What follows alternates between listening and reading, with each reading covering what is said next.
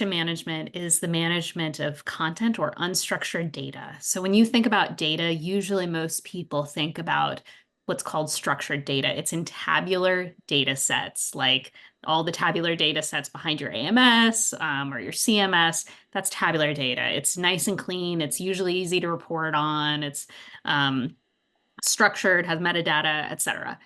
Unstructured data is sometimes called dirty data, dark data, ugly data, and it's ugly data. It's invoices, text messages. It can be multimedia. It can be contracts. It can be any kind of document. And a lot of organizations really value those pieces of content, that unstructured data, sometimes for compliance reasons, like that you need to maintain invoices for a certain number of years, you need to maintain financial records. Sometimes it can be part of your intellectual property and a competitive advantage, like engineering schematics. And sometimes it can just be really useful for customer service. Maybe you have emails that a customer sent you over many years. And if you can leverage that unstructured data, you can get a sense of what's the sentiment of that customer. How do they feel about us? How are they interacting with us? So there's a lot of value in unstructured data. And experts in the space often talk about how it's the untapped gold mine of the data world. You may have read articles about how ChatGPT ran out of internet. It ran out of structured data. It didn't even like skim the surface of unstructured data. And now we're living in the age of AI. And our members, it's worth noting, have actually been using AI for probably about 20 years before Gen AI even came on the scene. So lots of different iterations. Where are they pointing to? Since you're, yeah. Where are they pointing to from an AI perspective? No, just like as information's evolving, like what is the next thing you're watching unfold? It's really how AI can enable information management. Mm. So it's like twofold thing. One, it's how do you get data to a state where it's really good for AI and automation? Because a lot of AI projects get killed by bad data, or at least stalled by bad data. And the Not if flip side all of that, projects get killed by bad data, but yeah, yeah. Let's be honest here. And then the flip side is also how do you use AI to actually improve information management processes? Because it can automate decision making, it can help you instantly find unstructured data that's no longer needed that can be disposed of. I mean, there's some really cool stuff you can do. Well, okay, so my staff definitely is very liberally using AI assistants. We love them, and we're not monogamous. We use a couple different ones. So that's a big one for us. And then at an enterprise level, what I'm really fixated on, almost to an obsessive level, is I'm researching solutions that can replace web search entirely and create a model built off of our intellectual property and our resources and make it publicly accessible so someone can interact with it. And I'm probably at the point where I'm fairly intolerant of the theoretical conversations around AI. And I think we need to get into the practical conversations. We recognize there are risks, we recognize there are opportunities. Now let's actually talk to both developers and the users of AI. How do you use it responsibly? It's not going away. I am preparing a session at ASAE Annual on responsible AI and how to write a responsible AI policy. So again, it's practical. It's not like theoretically, this is what responsible AI is. It's literally, what does the policy look like? How do I create a framework that's flexible enough for my staff to actually execute and do something with, but also gives them guardrails that aren't going to be limiting. But I'm at a small organization, and some of these AI solutions, like we just do not have the resources for. We would not get the ROI out of. So how do I find solutions that are scalable?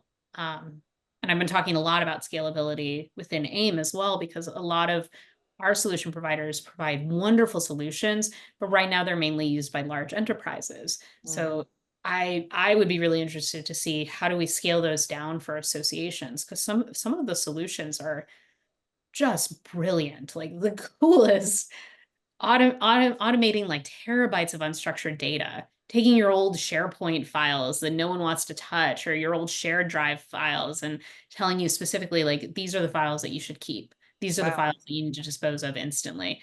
And it's not taking like 6 months, it's a week. So I think a lot of small staff don't always know about the move towards licensing that we've seen over the last 15 years. And that's really shifted the way we account for software and technology. So I will 100% get on my soapbox about IT budgets do need to gradually increase over time. You're not dealing with capital expenses like you once were. There's plenty of providers that they won't charge you anything for implementation, but they will charge you a very high monthly licensing fee. I think it always comes down to messaging, but also probably the existing sentiment analysis and like net promoter scores, literally like how did they already feel about you, really impacts that.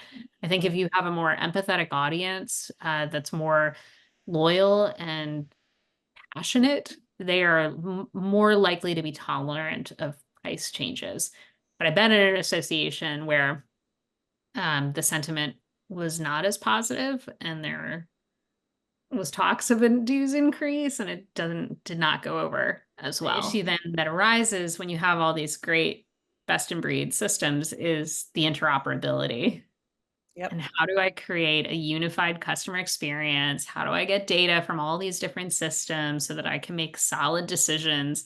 And it gets more and more complicated the larger your tech stack is. I mean, even at AIM, we're small, but we probably have, I'd guess like about 30 different systems at play. Mm-hmm.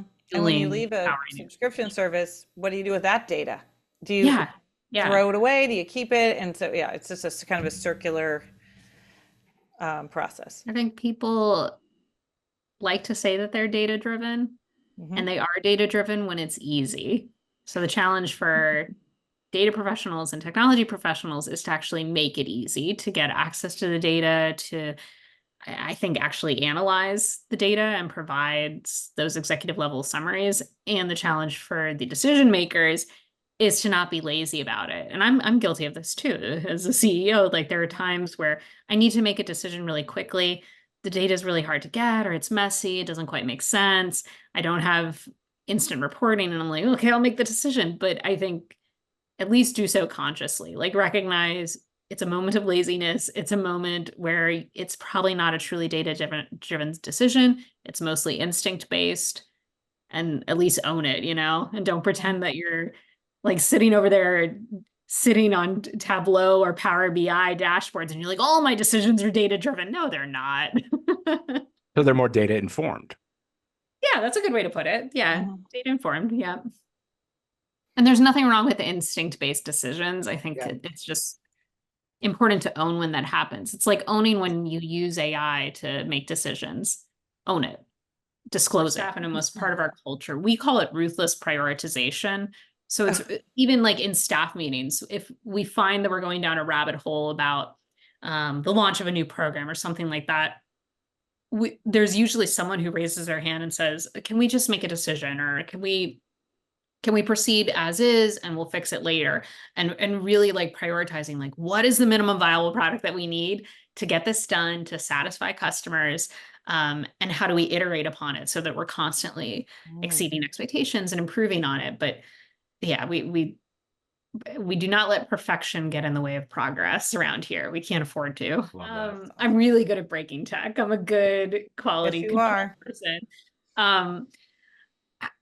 But as a new CEO, I think I take that phrase pretty literally. So it's when you come into a new organization, you're kind of almost coming in as a consultant and doing an audit of everything from the tech stack to operations to the governance structure to the culture of the staff. And with each thing, you have to ruthlessly prioritize, but you also have to decide, do I need to create something new here to fill a gap, or do I need to break this? Do I need to completely demolish something or reorganize things? So at AIM, I've done a reorganization now. We've made a new strategy. I broke the way we manage our finances with the help of some third parties who got involved.